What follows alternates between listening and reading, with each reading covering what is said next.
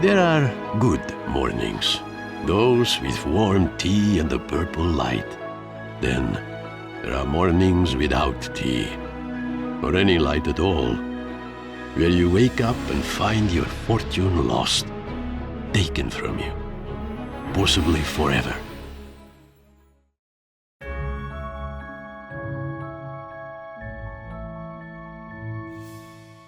I used to be Leopold the Golden, Leopold the Fortunate. They called me the grand inventor of greatest engineering. But when my fortune was stolen, I was only the fool. And there was trickiness involved, for the thief had dropped my gold like breadcrumbs through the woods.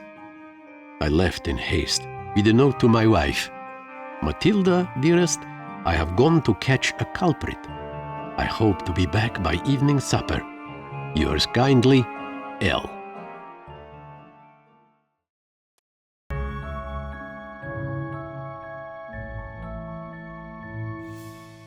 Before I went deeper, I paused to imagine the thief.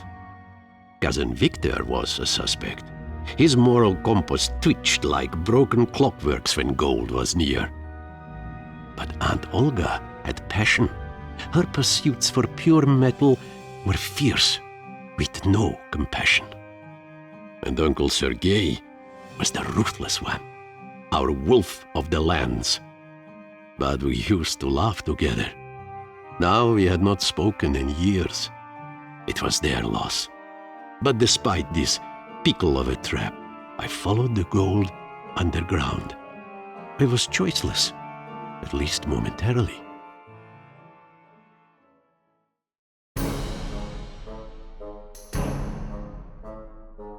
I approached Cousin Victor's port. He used to be a treasure hunter, splitting the oceans for fortune lost. But a violent storm tore his ship apart. They assumed he was torn as well. But he came back, barely living. He was himself a wreck after this, quiet at home with his wife and children. He declined my offer to build him a new ship. I told him he should not fear to sail the oceans again. He told me I should go away and not come back. Now, perhaps his sight was set on the greatest treasure he never found. My gold.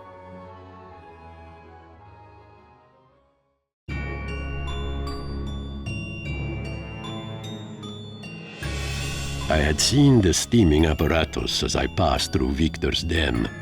He was shifting like a slumber shadow. He used to keep the lands in order. That was the part he played in our world. But now he seemed out of order.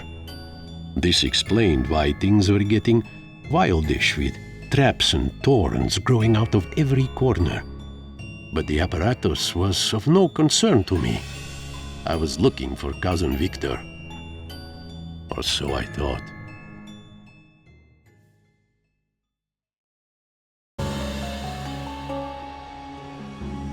The trail continued into Aunt Olga's lands. With Victor absent like a puzzle piece, perhaps she was the thief. Aunt Olga had searched the dunes for metal, bending it to construct great and mighty cities. But a dry wind arrived. Weary with rage, it yelled at her walls. Once it went quiet, only ruins remained. Aunt Olga bothered no more about constructions after that. I offered to help her restore her designs. I said she would be empty if she didn't. She said I was one to talk. I should take my gold and go. It made sense. She did not want only the gold I offered. She wanted it all.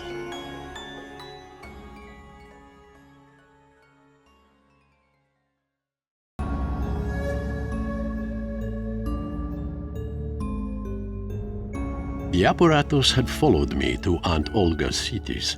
He was watching me. Who was he to judge? He was devouring metal like any of us.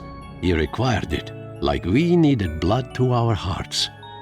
It would not be my fault if the apparatus's heart...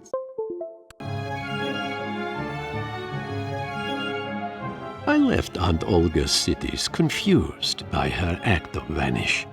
The trail continued into Uncle Sergei's mountains. He was a trader, draining the metal from the mountain, selling it to whoever and whatever. Sergei drilled deep and hit the core of the world. A storm came down and collapsed his mines. His crew died, his wealth was gone, buried under the rocks. Uncle Sergei went mad.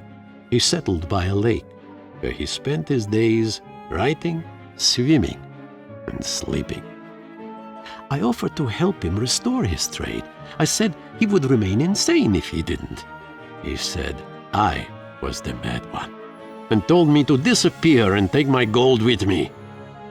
Of course, he'd been scheming to steal my fortune instead of drilling for new. Ruthless, like the wind through Uncle Sergei's passage.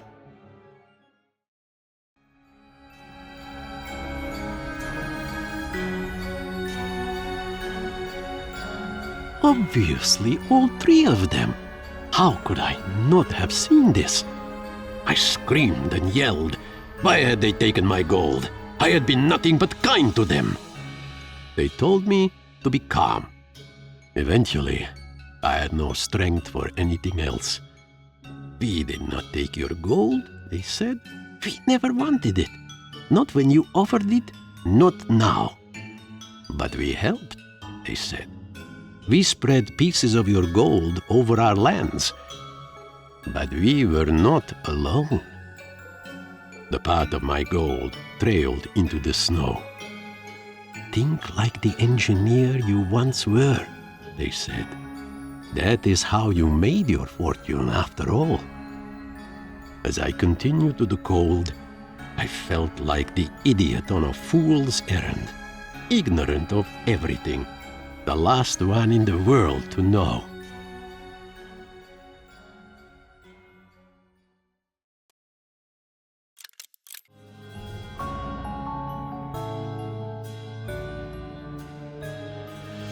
I was afraid. The apparatus kept following me. I thought of deceit and fortune lost, of envy and revenge. But most of all, I thought of one thing, or one person. Hello, Leopold. Matilda? How have you been? I left you a note. Someone took my gold. I've missed you. I haven't been gone long. It's been years, Leo, since I left. That is long. Did you leave? I didn't notice. I've been busy with all the... Do you know why I took your gold, Leo? It was you? Do you know why I left? But you didn't leave. I wanted to stay. I tried. But the gold took your decency, your kindness. I was always kind. You were simple and passionate when we met, and I was happy with that. You would have tired of me. You would have wanted things, not inventions. We'll never know that, will we? Your gold is at the end of this trail. Very well. I'm leaving. Did you know that the apparatus needs pure metal for its heart to function? Or it will shut down forever? I do not care about hearts anymore.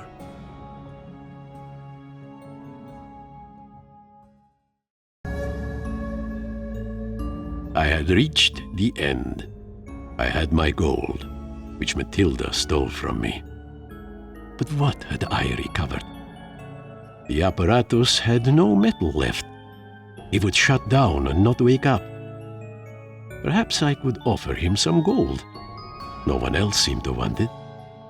This time, I would not accept a negative answer.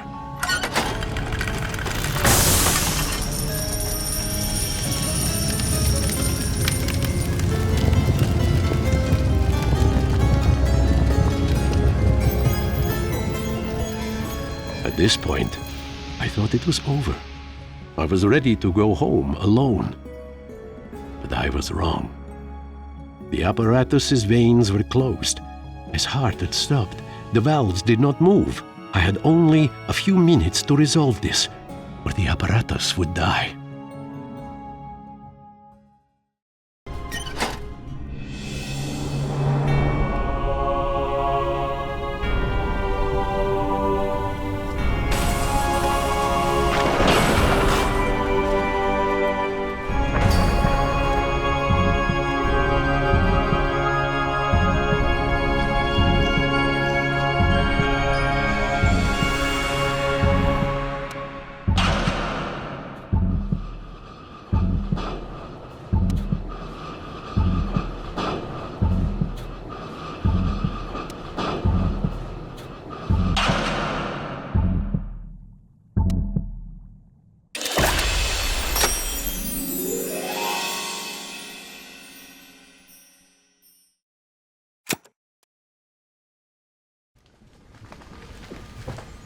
There went my gold, into the belly of a steaming machine.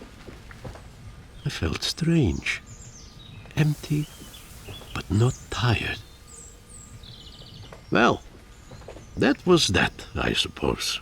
Leopold, are you hurt? Of course. I'm bruised beyond myself, hardly able to jump, much less leap or float. I don't know what that means. You always had your funny words. Well, I had better get going. It's a long way home. If you don't mind, Leo dearest, I will walk with you. I did lose my gold that day. All of it. To some strange world machine. Quite an engineering marvel. But in the end, I achieved what I set out to do. I recovered my fortune.